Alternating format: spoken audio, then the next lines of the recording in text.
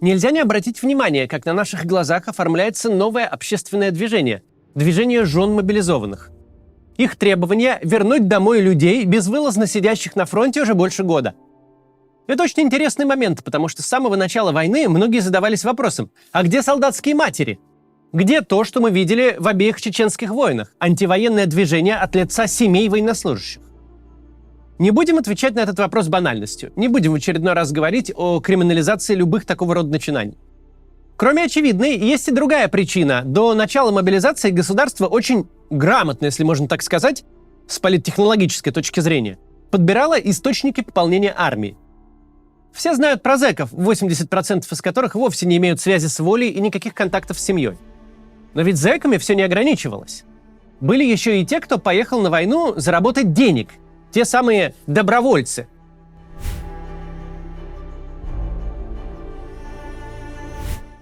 Представьте себе человека, который в один момент бросает свою жизнь, семью, работу, обязательства и планы, чтобы поехать непонятно куда, неясно зачем и неизвестно на какой срок.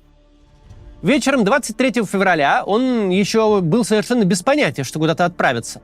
А уже 12 апреля сидит в поезде, который везет его в сырой окоп под пули и артиллерийский огонь противника. Зачем он сел в поезд, везущий на смерть? Сделал он это с целью по-легкому срубить 200 тысяч рублей в месяц. Мы точно знаем, что именно ради этого, потому что российское государство ничего другого в своей агитации не транслировало ни разу. Война с самого начала рекламировалась в инфо-цыганской стилистике, как способ обогатиться без работы, достичь успеха без труда. Это первая война, где перед носом солдат с самого начала трясут пачками кэша. При таких вводных у нас формируется вполне понятный образ того человека, который с гражданки оказался на войне до объявления мобилизации. Во-первых, на гражданке его ничего особо не держало.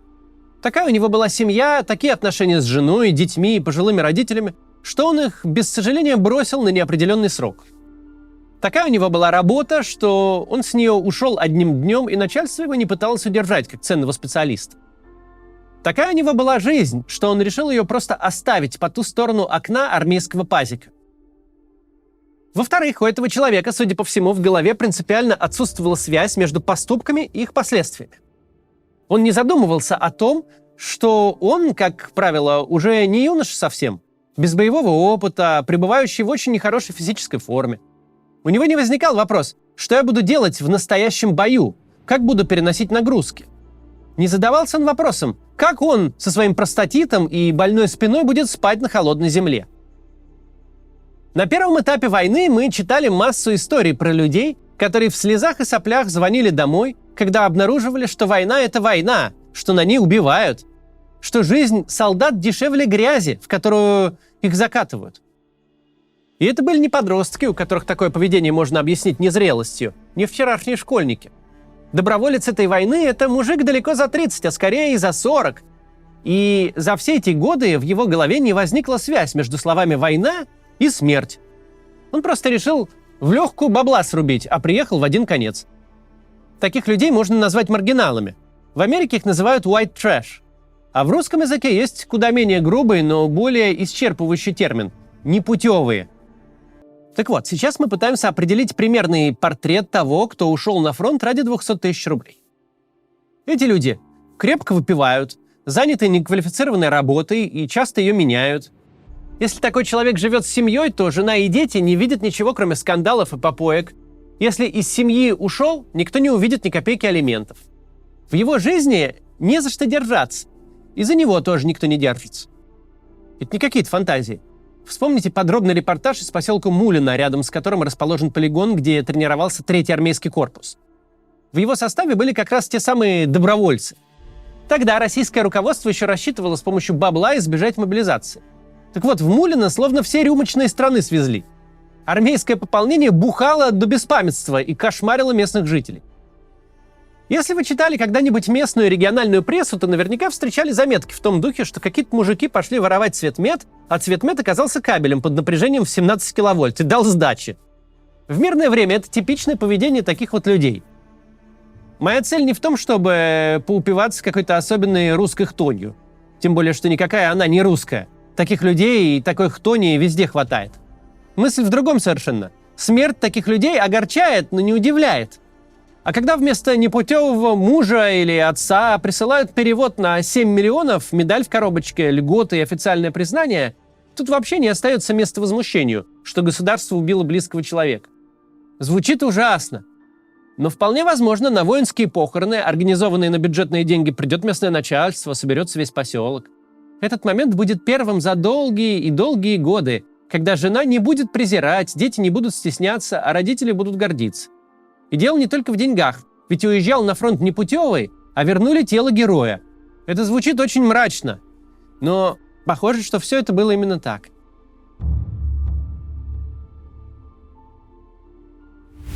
Мобилизованные же – это совсем другие люди. Это обычные люди. Более того, люди нормальные. Нормальные в самом базовом социальном смысле. Сейчас объясню, что я имею в виду. Мы с вами уже очень давно живем в совершенно ненормальном государстве. В государстве, которое бесконечно врет и нарочно гадит своим гражданам. И нам кажется, что отношение к государству как к хитрожопому убийце – это норма. Что все так относятся, ведь все, кого мы видим вокруг, мы с вами, скорее так относятся.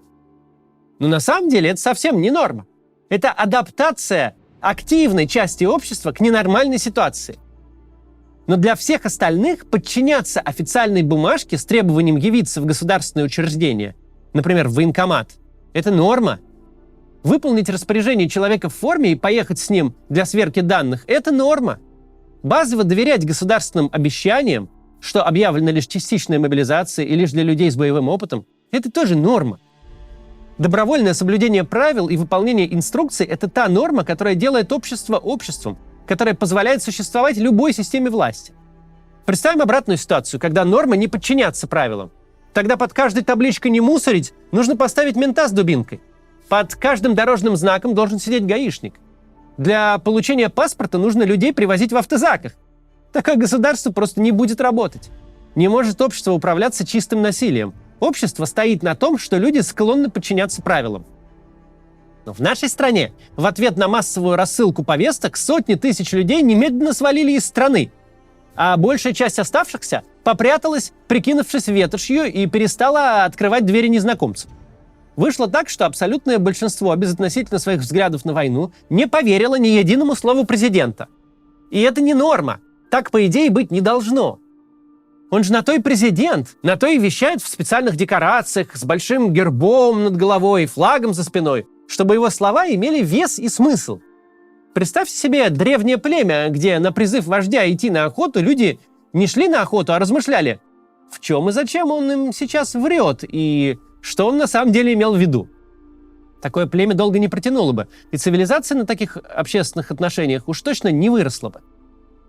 Нормальное государство держится на том поведении, которое продемонстрировали как раз мобилизованные. На потребности соблюдать правила и подчиняться власти. Но государство российское в нынешнем своем состоянии обратило это поведение во зло. Обратило его в первую очередь против тех самых людей, кто просто соблюдал правила. Мобилизованные совсем не те же самые люди, что глушил водку на полигоне Мулина. Их жены пропылесосили все магазины и весь интернет в поисках нормальной обуви, штанов, термобелья, чтобы хоть как-то улучшить условия жизни близкого человека. Люди тратили от 100 тысяч рублей, чтобы купить бронежилет и всю прочую экипировку для фронта. У них были какие-то свободные средства для этого, совсем немалые по российским меркам. Может быть, они брали кредиты, может, одалживали у друзей, как-то выкручивались. Но чтобы как-то выкрутиться, надо кем-то быть. Банки и люди обычно не раздают свои деньги абы кому, ведь они обычно надеются эти деньги вернуть. Фундаментальное отличие мобилизованных от тех, кто по собственной инициативе пошел убивать за 200 тысяч, в том, что мобилизованных в большинстве случаев действительно ждут домой. Их есть кому ждать, их близкие не готовы менять мужа, сына или отца на котлету наличных. Потому протесты и начались именно сейчас. Спустя год с начала мобилизации до людей начала доходить чудовищная истина. Никто никого возвращать не собирается. Не будет такого, что ты подчинился распоряжению, поехал воевать, а через некоторое время тебя вернули обратно к прежней жизни. Для тех, кто привык играть по правилам, кто не воспринимал государство как источник постоянной угрозы, такой демонстративный кидок через колено – это настоящее открытие. Это первое знакомство с родным государством в его естественном виде, в том виде, в котором мы с вами его давно знаем. Первой реакцией при столкновении с системной подлостью государства будут именно такие протесты, какие мы видим сегодня. В форме обращений к властям, воззваний к президенту. Потому что очень хочется считать, что произошла какая-то ошибка. Произвол на местах. Очень страшно осознавать, что государство, то самое государство с гербом, флагом, гимном, официальными бланками, униформой полиции и деловыми костюмами чиновников, вот это государство развело тебя как последнего лоха. Ведь мобилизованные мужья, отцы и сыновья поехали на войну не потому, что ее поддерживали или имели о ней вообще какое-то мнение, а потому что так положено. Они 20 лет назад и на срочную службу пошли не из желания табуреткой от сержантов получать или подметать плац лопатой, а потому что надо, значит надо, потому что так велит закон. Это же государство, оно должно вести себя нормально. Оно не может не понимать, что офисный служащий с 3 детьми никакой не рекрут до гробовой доски. Ну ок, вы там воюете с нацистами, бандеровцами, геями, с НАТО, за то, чтобы взять Киев за 3 дня или не брать никогда. Хорошо, как скажете, я живу своей частной жизнью. Не хочу ни в чем разбираться. Принимаю вашу версию. Сказано повоевать, пошел повоевать. Но вы же сюда меня не до смерти отправили. Вы же не можете так поступать с людьми. Думают люди, которые еще не в курсе. И протест пока именно на этой стадии. На стадии отрицания, что все взаправду, что действительно никогда не было плана кого-то возвращать с фронта. Дальше родственники мобилизованных пройдут весь тот путь знакомства с российским государством, путь от аполитичности к активизму, который до них проходили другие граждане, мы с вами, например. Но в силу того, что речь идет о жизнях их близких, они осознают, с кем имеют дело куда быстрее, чем те, кто боролся за честные выборы, например.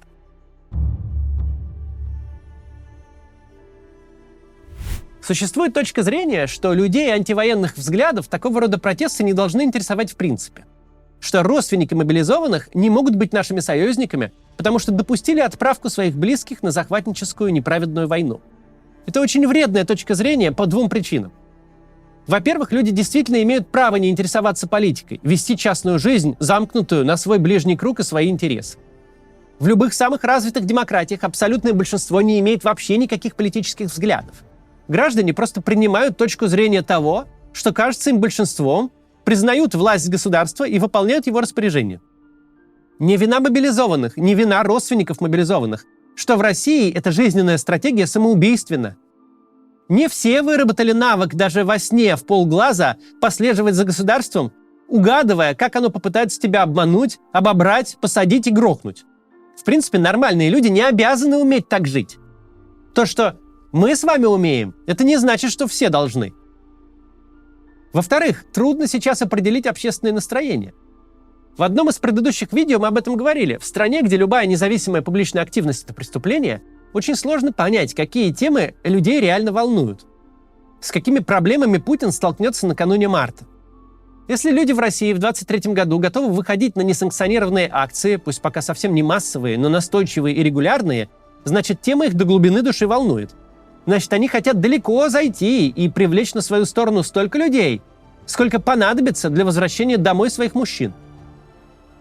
Станут ли протесты жен мобилизованных новыми солдатскими матерями?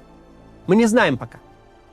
Но если станут, если наберется критическое количество недовольных людей, понимающих, что отступать им некуда, что речь о жизни и смерти их близких, то может сложиться неразрешимое противоречие.